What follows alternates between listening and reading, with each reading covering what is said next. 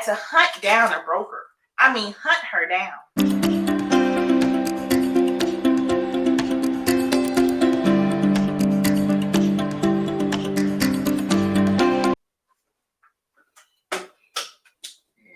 Hey everybody, hey, it's Shanae here, and this setup is completely new for my channel. If you have not been to my channel, hey, I am a mom of 3. I have a 5-month-old, a 2-year-old, and a 5-year-old in the back, and I usually make mom content, but recently I started recording the later part of our new home construction journey, and we are sitting down to talk to y'all about the regrets of our process so far. Now, if you haven't been to my channel, then please go back and watch, the progress of how far we've come along when building it.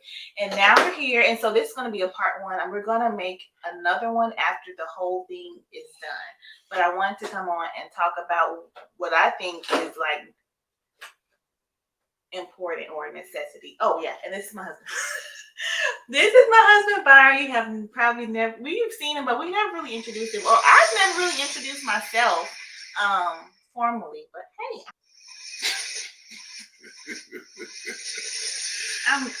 he's so used to this. This is his thing. He does YouTube too. You want to tell me your name? Yeah, I'm Byron Scott. And do you want to tell me your channel?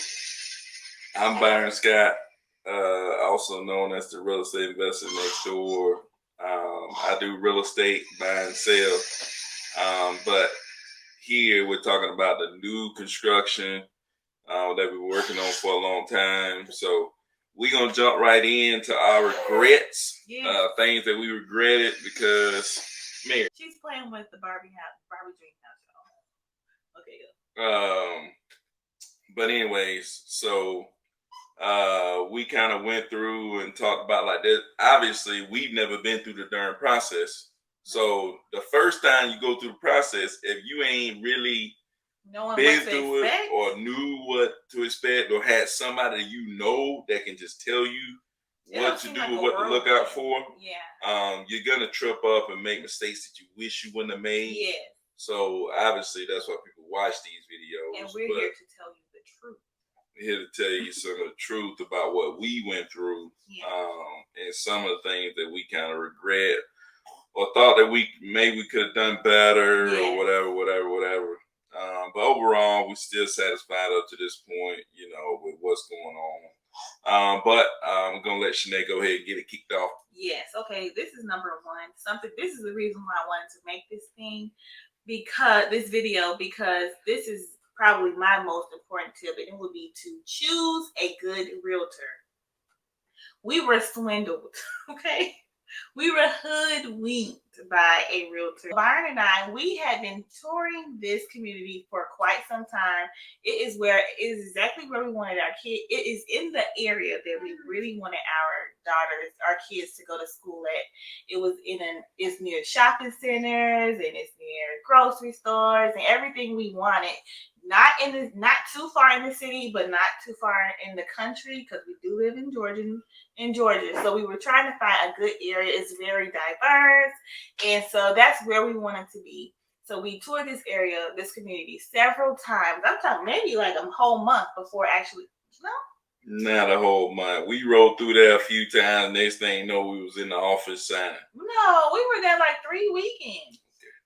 He says it happened fast. It happened faster than we thought, because we didn't know we could get what we were getting. But so we went in there ourselves. He went in, he got the paperwork, he did all of the legwork. He set up the appointment, and just so happened, Sophia called me on Thursday. Yeah, I'm calling her out. She is Sophia Smith, and she works for virtual properties. You better watch out.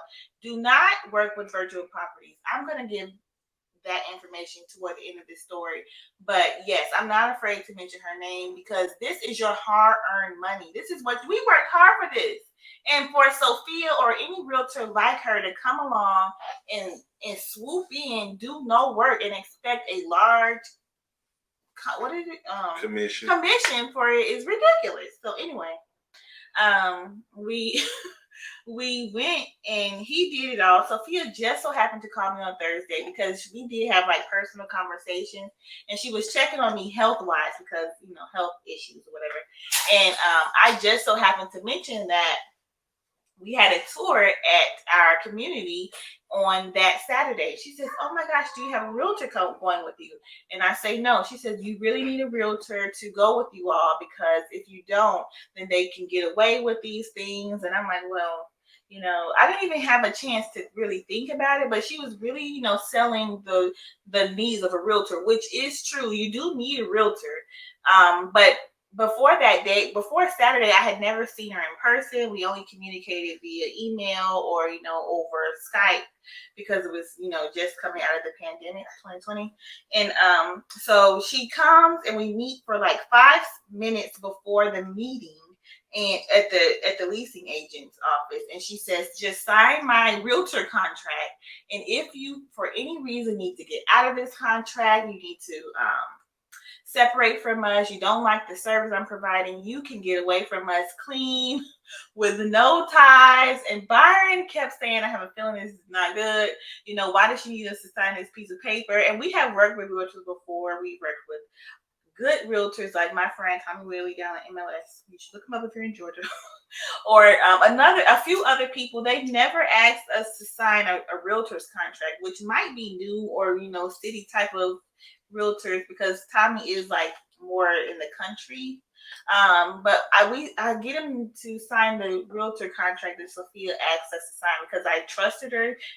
She seemed like she was really hungry for what she's doing, like she's gonna work for us, she's gonna do right by us. So she gets in there, she's doing what I thought she was gonna do, like she's asking questions, really seeming like she's working for our good, right? Do you agree? I think she was doing a lot of talking, and people are gonna show up and try to do their best, put their best foot forward. So that was all good, but but you can go and continue. Okay, so fast forward, because I do not want this to last too long, because it is. But fast forward, we came up with 3 issues that we really want to address. One being the lot that we are on. We wanted clarification on if we will be able to utilize the entire lot because it's shaped really weird, or if they would cut it off. But she was not responding to our email. She wasn't responding to our calls. And I think like 3.5 weeks passed by. She had never returned any of our calls or emails. So I sent an email saying we no longer wanted to work with her or the brokerage. We wanted to get out of it and find another realtor that would accommodate us. Oh, she also got upset because I told her that Byron was not available on the weekday. He was teaching at the moment, and that we were only available on the weekend. She was like, "She's not available on the weekend." I'm like, "Well, that doesn't work for us. I told you that when we hire you, that we need someone available on the weekend because he's busy during the weekday." Anyway, so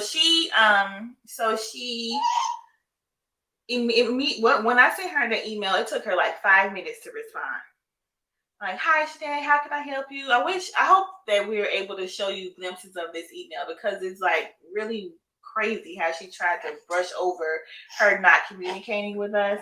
And then she tried to explain why she wasn't interacting with us, responding to our emails, but I continued to tell her no, we were like out of it. So she sends us an exit email, but saying that, well, since you don't want to work with us anymore, work with me anymore, you cannot leave the brokerage. You have to work with somebody within this brokerage. And that is exactly what she said we would not have to do. She said we had no ties to this contract or this broker or her, and now all of a sudden she pops up and says, "Well, per the contract that you signed, you have to stay with this brokerage." And I felt very blindsided, like, you're a liar, like you literally blatantly lie. You know it, I know it, he knows it, and you're confident with, like, you're okay with that. That is like, you have no ethic code at all. Like, your ethics are out the window. You're a liar. And I didn't like that. So my tip would be to find someone who is a good realtor, like an honest realtor. And in my opinion, if they're getting you to sign some type of realtor contract, they're no good. Do you think so? I don't think that it's just no good. I just think that, you probably need to find somebody that build a relationship with, Yeah. go see multiple properties and know that, Somebody that they work with. No, it's okay. They're in it to help you out, and stuff like that. They'll make themselves available, even if it's not the most convenient for them. But yeah, that's what I think. You got anything else? Well, because now, like, we're still with this brokerage. We had another realtor who we got with, and she too did not help us at all, and major issues came up, like island covers. We signed with them back in September 2021. They contacted us, and first of all, they promised that we would be done with this new build in June 2022. It's November 2022. It won't be done until January 2023. So the second realtor didn't help us. I had to hunt down a broker. I mean, hunt her down. Call several times, 2 days straight. Finally got through to her, and she's no good as well. We are looking to, what is it called? The board of realtors. We have to go all the way to them to get some actual help. This new broker, the broker over the entire company is trash. The two realtors at this brokerage is trash. So if you are in Atlanta, do not go to virtual properties because they are not helpful. They just want the money for no work. And I think it's ridiculous. We work hard for our money, our time spent working for the money, and then we get with them and they just want a commission for doing nothing. What do you think? Yes. Because now I'm emailing back. We don't have this. I'm doing the realtor work. I should get the commission because I'm the one on the phone. I'm the one on the emails. They said in our community said they were out of Black Islands after we signed up 7 months ago. We no longer have the island. Everything we paid for up front. So I feel like if you buy something, it's yours. We bought something and they're giving it away. And so I feel like a realtor would come in handy when crises come up, like they no longer have your island, or they've done something that they weren't supposed to do, like paint the not paint the trim the cover is supposed to be painted. And while it does seem minuscule, like it's not important, it is important because that's your house. That's what you wanted. You chose it out. You picked it. And now they're making it seem like it's no big deal. You can do it after you close or whatever the case may be. But if you had a good realtor that works on your behalf, did things the way it's supposed to be done, you won't feel like you're being gypped. You won't feel like it's a waste of time or money. And like us, to be honest, I wanted to walk away from the whole thing just based on how crazy the community is acting and no help from the realtor. I want to start all over, go with Mr. Welly, who I've been known, and had I spoke to him before Sophia, we wouldn't be in this. That's all I have to say. Number 2.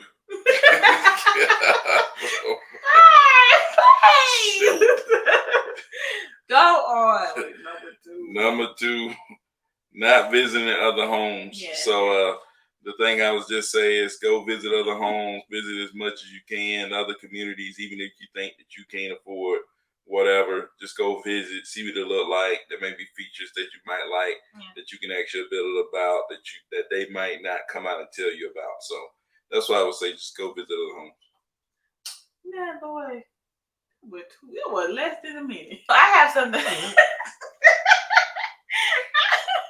I have something to add about number 2.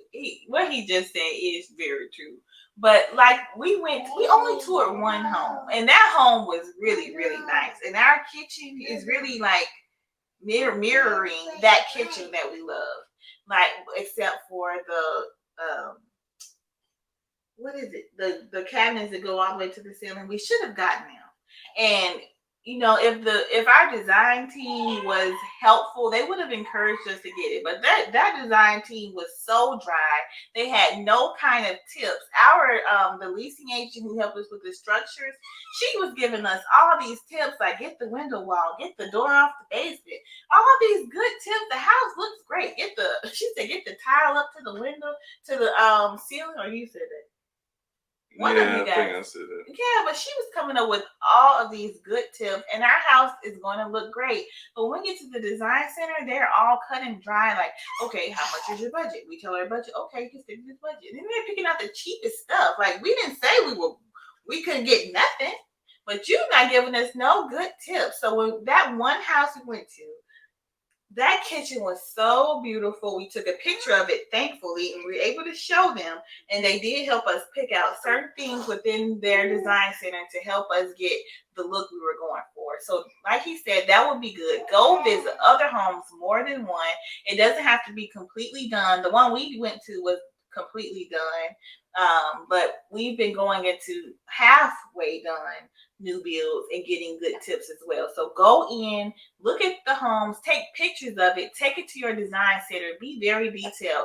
Like for me, I know if you've seen one of my last video about being detailed and as a major tip, be very detailed. I wanted niches in all the bathrooms. They put a niche on the wrong wall, and I think like it was on purpose. But just be very. But you didn't tell them. I didn't. The problem is you didn't tell them where to put it. I didn't tell them where to put it. So at the end of the day, it's my fault. You need to tell people what you want. Exactly. Yes. What you want. Yes. You can't depend on them to be able to figure out what you want, because if they have to figure it out, then they figure it out the way that, they do what they think that you would want. She drew a niche, drew it to one wall, and then people did it. They put no thought into it. They can only go by what is there. I understand. So, and I didn't know that because that's our first time doing it. That's our first time. So you would think, oh, they do this all the time. Let me be thoughtful and put it on the back wall. Well, they might want it, but they didn't do that. So just take pictures, be very, very detailed, know exactly what you want. Know exactly what you want. You want the garage painted this color, write it down, because at the end of the day, it's what you can prove. They don't care about it. They want to be done with you, and they're going to tell you can fix whatever you want to fix after you close. And I think that's a waste of money. Just like right now, we want to get the garage painted white. Since we thought we got the trim painted black, we had it painted black, but it's not, so now we want it white. They want us to do it after we close. So just be very detailed, get everything in writing, take a picture of what you want, and just, go tour other homes. And so that was number 2 and number 3, because I guess we just kept going until number 3. Oh, sorry. So number 4. Number 3 was be very descriptive at your design center. And number 4 is? Be very descriptive at your design center meeting. Number 4. Go ahead. No. Number 4? Bring someone with you to... Oh, yes. Bring someone with you to your pre-construction wall meeting. Not just anyone. Bring a inspector with you, and also bring your blueprints and your design center pickings, like the list that you will receive from the design center. Bring somebody like a contractor. We had him, but it happened so fast and we did not want any more delays. So we decided to go without him, which was a big mistake in my opinion. The builder, as soon as that we got there, he seemed very standoffish, like he did not care to be there. He did not care about the words that were coming out of our mouths. He knew that we were first-time home buyers or builders of a home. So he was very cut and dry. This is a 4. Like, no.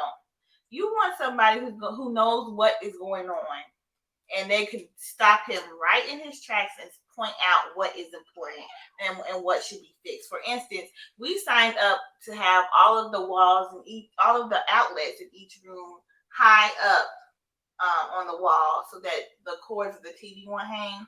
Well, it was no big deal. You can fix it after closing, right?